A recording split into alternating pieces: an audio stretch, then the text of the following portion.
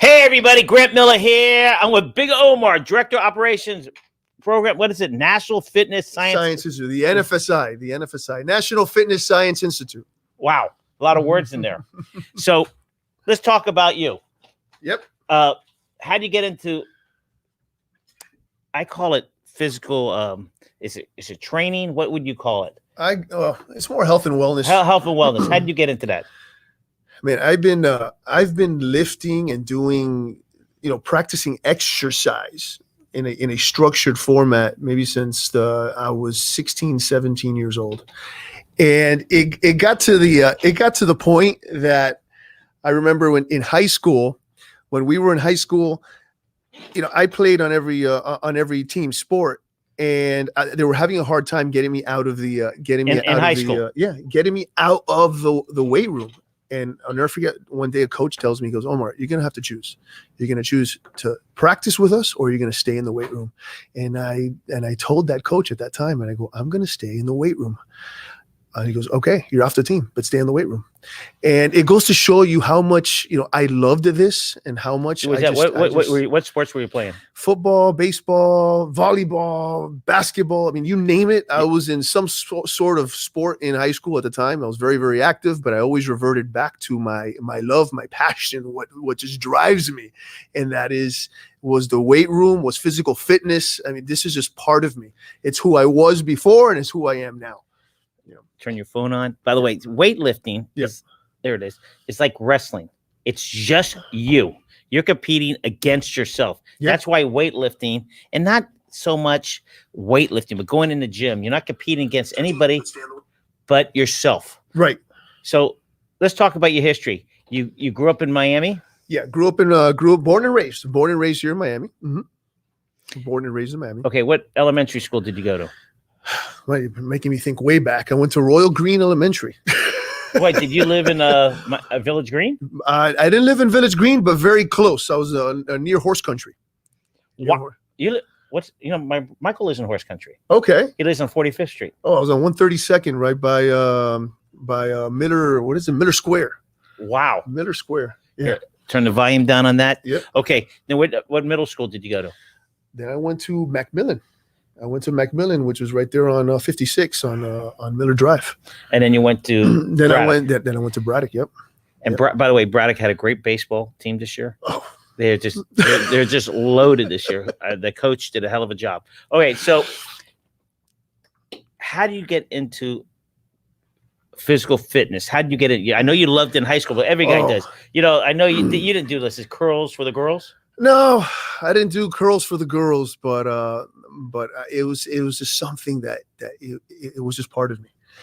And I developed this discipline from, I would say, the age of 16, 17 years old, that you just couldn't stop this discipline. Long and behold, fast forward now, I'm 40 now, and that same discipline still resides. And to this day, it's so hard for me to even, break that discipline. And it's the same mindset that I try day in, day out to really instill in the clients that we serve. How do we put that mindset? How do we put these disciplinary actions in play that you can achieve your health goals? So it's many things that we put in. So as a young age, it's always been part of me. Maybe around, I would say, college, Where'd you go to college? I went to FIU, Miami-Dade. Can't forget Miami-Dade. So I went to Miami-Dade College. And then from there, transferred over to Florida International here at FIU. So I was there as well. So were you training people then? Yes. So from that time, already in college, I started training people, and I had clients from there. I'll never forget my first client. My first client, I was 18 years old.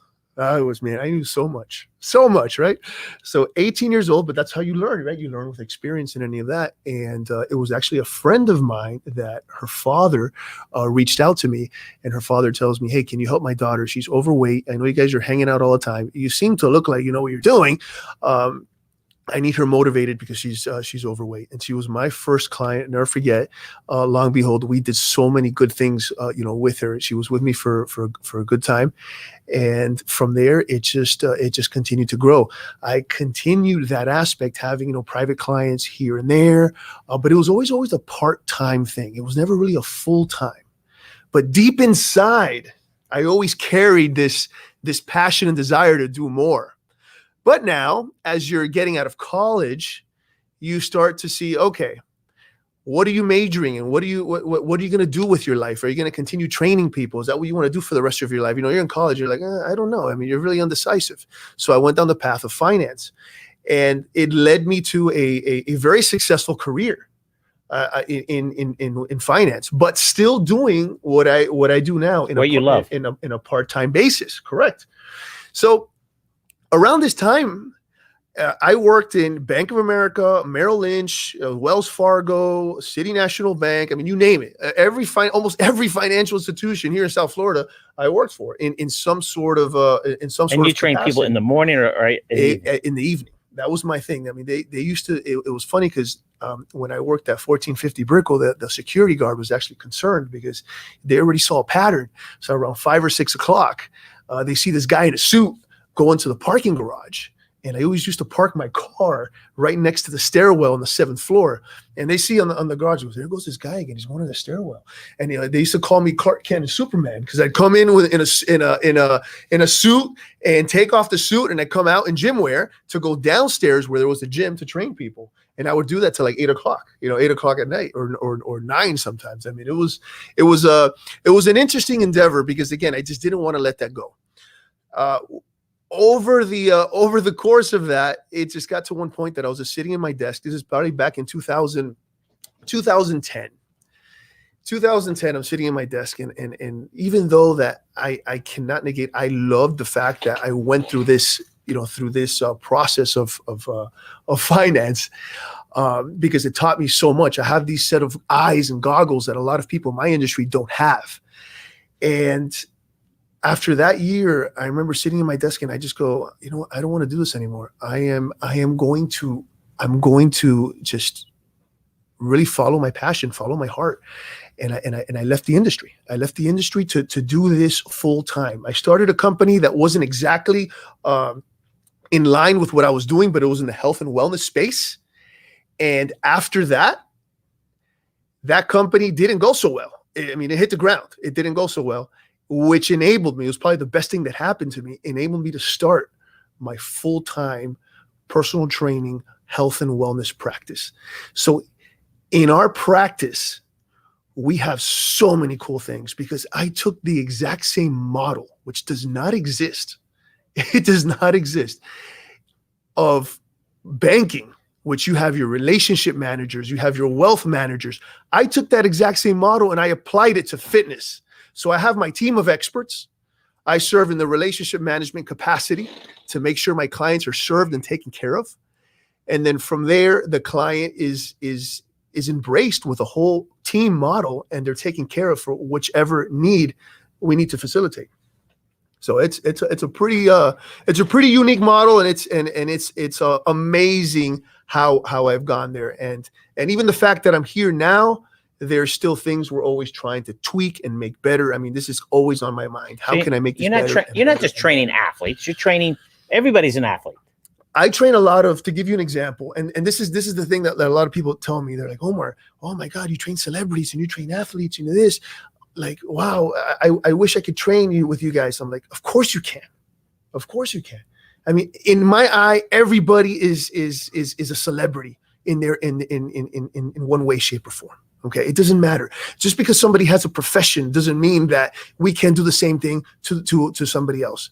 I specialize more in the over 50 population because they do need a different type of dynamic exercise programming for this demographic than someone of 20 years of age. I mean, that's just the reality of the fact. My other trainers specialize in other things. I have a strength trainer. I have a metabolic HIIT trainer. I mean, everybody specializes in one thing, and that's how we work with our clients. I have to tell you a weightlifting story, and you'll appreciate it. So I'm 21 years old. I'm in a gym called Gable's Health Spa. Right. And this guy, 35 or 40, he's benching 250. And I get in and I go, whop, whop, whop. Right. And I see this guy about 39, 40, and he's struggling at it. I go, that's all you could do? He was built. So be careful what you say. Yeah. So 15, 20 years later, right, Now this guy is 55, 60, Okay. still doing 225, 250, no problem. Then Right. I get on the thing. Like And there this. you go. Yeah. It's not a race. This is not a race. It's This is a marathon. It It's is. try to keep your body in good shape. And there's one thing is looking good, and then one being good. You know, some people are genetically built okay, but they're not in good shape. Correct? That's right. I mean, it's a funny thing when you see someone that looks like a specimen. I mean, they're completely, every muscle is out, no fat. I mean, an amazing body structure, and they can't run from here to the corner. So they've developed their physique in such a way, but they're missing the physical fitness aspect of it. So it's sad almost in a way, because we've been almost fooled by a lot of marketing that, oh, you train this way, you're going to look this way, you're going to be healthy. Sometimes you're really not, because you're missing so many aspects of it. I mean, I could remember myself going back maybe 10 years ago where I knew better, but I just did not like running. I preferred personally. My clients was different, but personally, I just did not like running. I wanted to be in the weight room, I wanted to lift, and I wanted one specific type of training method. Fast forward 10 years later, and that's completely not the case. I throw everything in the book, and I try to work with. Now you can't get me from running. I mean, I'm always running. Doesn't that wear it down on your knees? Do you run on a treadmill? Do you run out the street? As long as you have the shoes, the proper running mechanics, you should be okay. Now, where things start to play is when you start changing your terrain. If your shoes are not, if you're not wearing the proper shoes and things like that, it will have its impacts. Yeah. So you train at one location. Your team trains at one location. Yeah. So my main locations are Body and Soul Miami. So we're right across from Merrick Park. Right. So we've been there for now about 4 or 5 years. And unfortunately, when the pandemic hit, that they had to close a lot of the gyms, we had to you think of other methods to make sure our clients were served. Obviously, we were following all the guidelines and everything, but people wanted to train. I mean, they were going crazy. They're like, Omar, what can we do? And we made sure that they, if it was in a park, outdoors, wherever it was, they were being catered to in a way that was safe. But we had to move, adapt to the current situation. Like Clint Eastwood says, adapt, improvise, overcome. That's it. So speak about adapting. Here, hold your book up. Yeah, let's talk about that book. Here.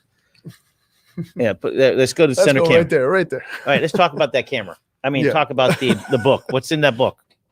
All right, so The Powerful Medicine of Exercise. In a nutshell, this book explains how there's no coincidence, and you've probably seen this over and over again. When you have someone that has some sort of physical fitness in their life compared to somebody who really has not trained or any of that, in most cases, they will look 5 to 10 years younger. And there's no coincidence. In a nutshell, this book explains why exercise is the powerful medicine. I mean, it's a powerful medicine that really, a lot of times, is doctors will not prescribe it. They'll tell you, right? They'll tell you, hey, go exercise. And the biggest issue is clients or patients don't know where to go, what to do. And if they do, they're not having the right programming. And even if they're not having the right programming, they get discouraged, they fall off the wagon, and they say it's not for me. So it's a vicious cycle. This actually helps kind of educate the person on what to do, how to look for a trainer, and to make sure that you're moving in that direction. That's always the important part, that you're moving in that direction. People fall off the wagon. I hate the New Year's resolution. What's your New Year's resolution? I don't have one. I'm going to work. I'm going to work out. It's tough. There are some people that just work out every day, and it's totally impressive. I don't care what their weight is. They're healthy. Yeah. Now there's a myth going on, 2 myths. For kids, you lift weights, you're going to be short. Right. And we know that's not true. And lifting weights for older people, is it good for their bones? Big time. It is essential. It is essential. Not to get too scientific, but just to and what's old? Because to you, 40 is old. There's no old. And I'll tell you why. I've had 80-year-olds come to me, falling apart, and I have seen improvement in their physique and overall health at the age of 80. When we're supposed to be declining, these individuals have actually improved, which goes to show you that if you have the right aspects or programming in place, things could get better in your in health wise. Now, if I were to ask you, if you did not know how old you were, how old do you think you are? And this goes to everybody. It goes to you. I'm it goes 40. To 40. Yeah, you're 40, right? I don't even want to answer that question. But I mean, everybody thinks differently, and that's one of the most important things, because again, if you have a health regimen in place or physical fitness regimen in place, it will do wonders. Okay, the next question. We all talk about, it's not a diet; it's a way of life. People say, I'm dieting. No, you can't think that way. You have to think, this is my way of life. Like, I try to keep under 2,500 calories a day. Right. How many do you take? See, every individual is different. And I'll tell you where I go with this. For me, I would probably take 4,000 to 5,000 calories a day. And you're like, oh my God, it's crazy. I do everybody else burns everyone is different. Now, the age-old question, do diets work? The question is yes, all diets work, but there's a but. Is how sustainable are they? Does the Atkins work? Yes. Well, there's just pros and cons to it. Does the modified Atkins right now, keto, does keto work? Yes, it works. Can you sustain all this for a long period of time? Most people cannot. So what happens is you throw your body so out of whack.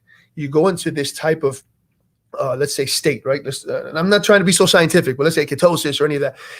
We go into this state, your metabolism goes one way, and then you shift it once you go back to your regular eating habits. And then you go on another diet, and then you go on another crash diet. Before you know it, your metabolism goes so out of whack that most people, and if you're watching this, you will know exactly what I mean by this, because I'm almost sure you know somebody, or maybe this happened to you, is that when you go on a diet, you lose the weight. When you come off the diet, you're heavier than what you were before. Now, the issue is people, for example, I'm a somewhat intelligent guy, not real smart, but somewhat. So I said, I'm going to lose weight. I'm just going to starve myself. Right. But don't you need to eat more certain meals so your body burns off more? Right. And that gets very, very granular, because we really have to kind of look under the sheets and see the whole scientific measures with that. Do I 2 are better hot dogs with chili with fries doesn't count? There's pros and cons to this. And that's only 50. It was only 1,500 calories. Well, only 1,500. But here's what happens: your body goes into this thing called metabolic adaptation. When there's not enough calories in the system, it says, "Hey, you know what? Let's slow down the metabolism because we're not having enough calories." Right. And now we have an issue because we have a slower metabolism. And that's what happens when people starve themselves. In the beginning, it works. They're like, oh, I'm losing weight. This is wonderful. And then all of a sudden it stops. I'm starving myself, but something's off. You're losing muscle mass. You don't have enough protein in your diet or whatever the case is. You're just burning muscle away. You don't have enough calories, so you have metabolic adaptation. Next, let's talk about the new thing. Actually, it's not new. This has been going on for a long time, but It's more mainstream, the fasting. Well, like I fast to noon each day. So that's another thing. People would ask, isn't that caloric depletion? You're not having enough calories? No, you're just shifting your timelines. When you're sleeping, you're fasting. I count that. You count that. I count that. They say 12 hours. So I go to bed about 2:00 in the morning. So I don't eat until noon. It's okay to fast as long as you have your caloric targets. So an example, I do this from time to time. I don't do this every day, because again, I'm in a different state of my training is really just to have more bodybuilding type physique is what I look for. But not everybody looks for that. Some people want to be fit. Some people want to lose weight. That's okay. So what I do, to give you an example, is I will probably go 16 hours without having a meal. And maybe it's 5:00 in the afternoon. And you're like, oh my God, Omar hasn't had a meal. I mean, I've been having coffee, the traditional fasting protocols. But from 5 to about 11:00 at night, I make sure that calories that I was missing, I promise you I'm eating. Well, don't they say don't eat after 7:00? No. Don't eat. False. It's the the problem. I mean, you mean going to Wall's ice cream at 9 o'clock at night? Okay. Depending on what you eat. Depending on what you eat. But I'm. They do have good ice cream, by the way. But we all get these myths, what we hear. But more important than the diet's very important. Correct. Right. Yeah. So the foods. Do you teach that also? Big time. So that's part of our process. In our sit downs, we always encourage on a monthly basis to have these nutritional consultations. Okay, so we always encourage that. Now, we have to remember one thing in foods. There is a thermic effect of when you digest. So this is what it means. Like if you go have ice cream, for an example, right? Yeah, you're bringing in calories into the system. But when you have something like a grapefruit, an asparagus, or something that's almost a negative, let's really go on the end of the spectrum. That's a negative calorie. Just by you eating this type of food, your body has to actually burn more calories to digest. So you can see how the thermic effect of food plays a huge role. That's why they always say the right foods. People don't understand that. They're like, okay, eat the right foods. But this is why when you eat the right foods, you start losing the weight, because you have a thermic effect happening with the other aspects of diet and with exercise. And the most important part is your resting or your burn rate, your basal metabolic rate. The biggest issue, people want to lose weight, they go, I can't prep all that food. Right. That is the biggest thing that everybody says. Now, here's the thing. When you work with us, I tell you, forget everything you've ever known in terms of what you see on media, TV, eat this, do this. No, I want you having a normal life. I want you eating normal. I want you having your wine. It's okay to have your cheat meals and this and that, because I flip the whole formula on its head. And this is what most of us have heard for years. I mean, I'm talking 40, 50 years. They've always said, it's all about diet, 80% diet, 20% exercise. Cross it out. So what you've known for right now, it's not just about diet and not just about exercise. It's 50% is mindset. If we train the mind to be a certain way, the 25% diet and the 25% exercise will come into play, but we cannot live without either or. Take away the diet, you're going to have a hard time. Take away the exercise, you're going to have a hard time. So 50% mindset, 25% exercise, 25% diet. Well, you said muscle memory. That's all included.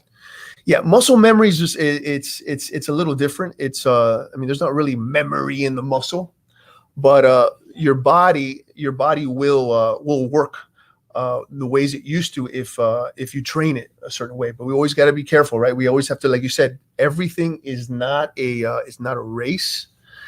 We have to go slow and steady, and you see this with a lot of athletes, high-level athletes. They go all out, and they only last a couple of years before they phase out. The ones who actually are just going at a slow and steady process, the body adapts to a stimulus. And you brought up some pro. Let's use Tom Brady.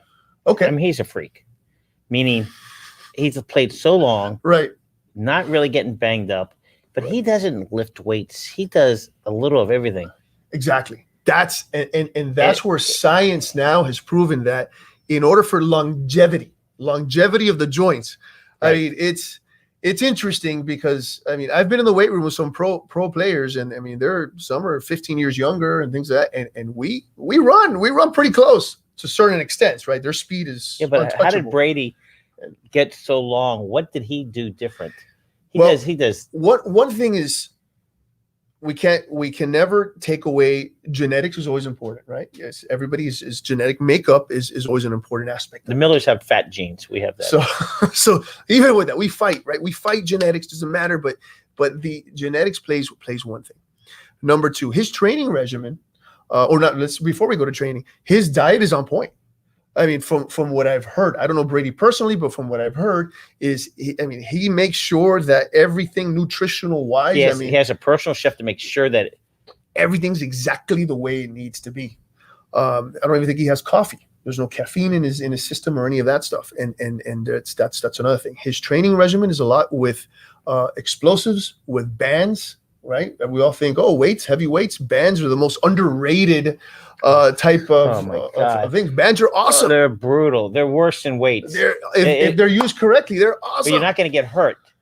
You're not going. Well, you still can, but there's a less likelihood. Right. For older people, I say older. I'm 64. I don't use bands. You're not old. Yeah. I just lift weights. Right. I do dead weight. I use machines. Right. And some doctor told me I got to be careful. He's probably listening. Don't use the treadmill. Excuse me. I walk an hour a day. Okay. He says, don't use the treadmill. Walk on the street. It's better for you. I like this doctor. Yeah. I like this doctor. So I walk on the weekends, but during the week, he says you use different muscles. The treadmill is inertia. It's a what? It's inertia. The treadmill moves. So basically you're moving with a moving object under you. Right. There's nothing like natural walking. There's some treadmills now that have actually that have been modified that are better for the knees, less stress. They kind of look like a U shape type. So on weekends I walk my hour, and during the weekday I do the treadmill for an hour. Yeah. There's nothing wrong with the treadmill. Just avoid those heavy runs that people love to do on the treadmill. Is brutal for the knees. But there's nothing like outdoors. We're designed to run, jump, and just do anything that's functional. That's how the human body's designed. All right, we're gonna wrap it up. But can you put up his company logo or not his logo, his information, where we could track him down? Yep. So there it is.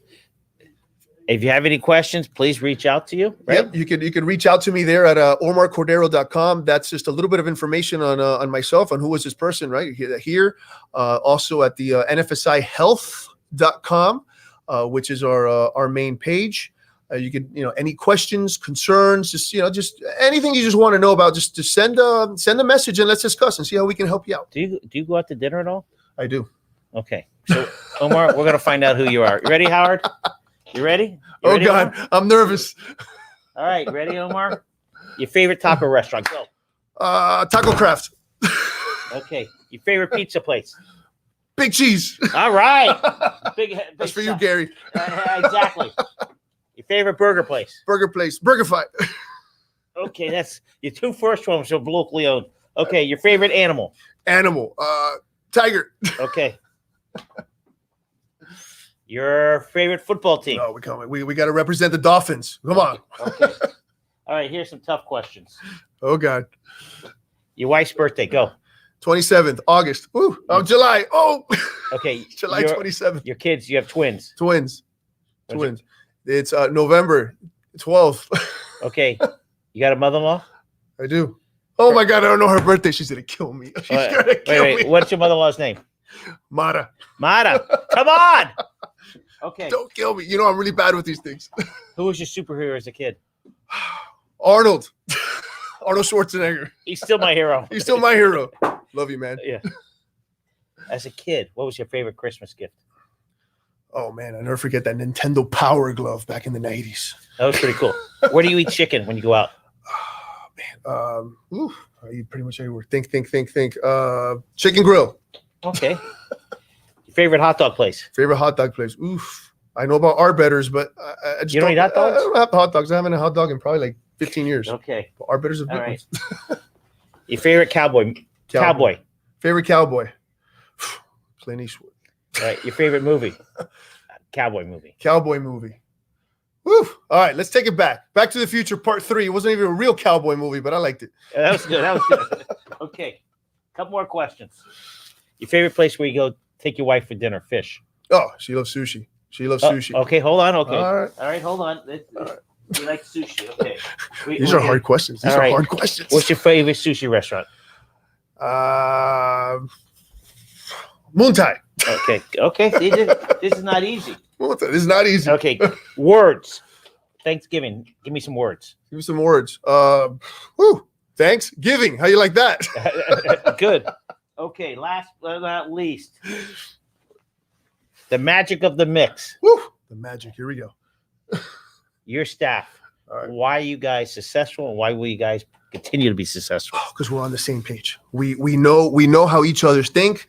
We are on the same page every time. If something's off, nobody needs to say anything. We make sure we fix it. We're on the same wavelength. That's the most important part.